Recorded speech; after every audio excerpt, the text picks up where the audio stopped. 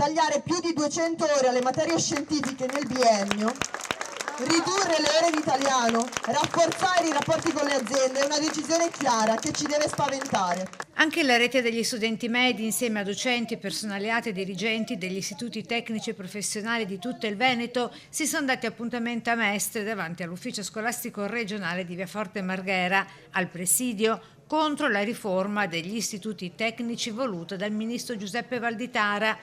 Questa riforma mira in sintesi a creare un collegamento diretto tra scuole e imprese e spiega come questo docente del Giorgi Fermi di Treviso. C'è un taglio di 200 ore, significa un dimezzamento delle ore di scienze sperimentali al biennio degli istituti tecnici.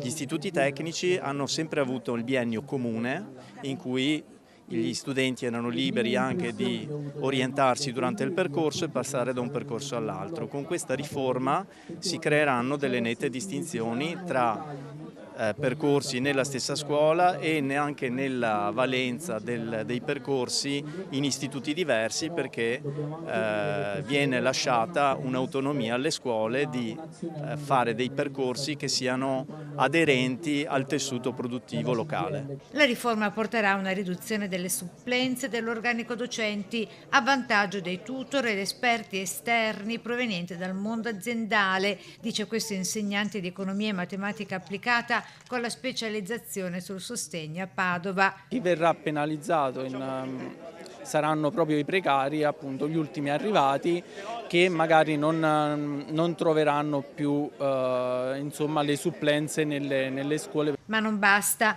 è prevista la riduzione delle cattedre attraverso l'accorpamento delle materie scientifiche in un'unica disciplina, denuncia questo insegnante. Sono state accorpate delle discipline scientifiche come fisica, come biologia, come chimica, in un'unica materia che si chiama scienze sperimentali, alla quale dovremo tutti concorrere con un unico voto.